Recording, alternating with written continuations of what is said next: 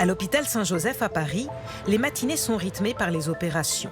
Le docteur Marie-Charlotte Desmézières navigue de bloc en bloc. Son premier geste, lorsqu'elle rentre dans une salle, baisser la lumière. Voilà, elle est centrée.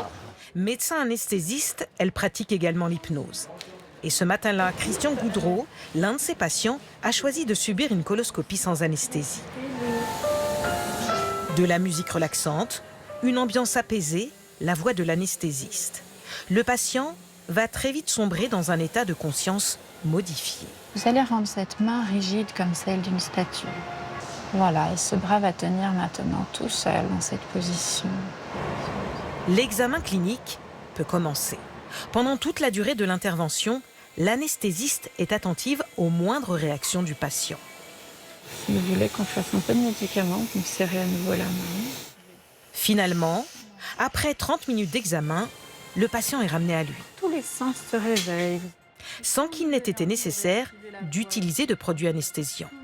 Ça m'a aidé à supporter l'examen qui est quand même pas très agréable. Ça aide quand même. L'hôpital Saint-Joseph est l'un des premiers établissements à utiliser l'hypnose. Ici, près de 200 opérations sont réalisées avec cette technique. Pour le médecin, cette pratique ne doit se faire que dans un cadre médical. Aujourd'hui, il y a des instituts de formation qui fleurissent un peu partout en France, qui proposent des formations parfois sur un week-end à des personnes qui n'ont aucune notion de soins, de psychologie, de psychiatrie. Nous, on met des gros warnings sur ce genre de formation. Depuis l'apparition de l'hypnose en France dans les années 90, les cabinets privés se sont multipliés. Des hypnothérapeutes, souvent sans formation médicale, vous promettent d'arrêter de fumer, de maigrir ou encore de lâcher prise. Cette jeune femme en a consulté un pour se sortir de la profonde dépression dans laquelle elle sombrait à la naissance de sa fille. Je pense qu'à ce moment-là, je suis un peu prête à tout pour me sortir de cette situation. Et je lui explique tout, la culpabilité que je vis, que c'est dur pour moi de me sentir comme ça. Et c'est pour ça que je fais appel à elle aujourd'hui, parce que je pense que l'hypnose peut être une solution. Après une séance d'hypnose décevante et 190 € d'honoraires, la jeune femme a eu des doutes. Et elle n'y retournera plus lorsque l'hypnothérapeute lui demande d'arrêter de voir sa psychologue. On ne dit jamais à quelqu'un qui est suivi par un professionnel de santé d'arrêter. Moi, je me suis fait clairement arnaquer. Ce que je retiens de cette expérience, c'est un abus, je pense, de faiblesse. Et le danger est encore plus grand sur les réseaux sociaux.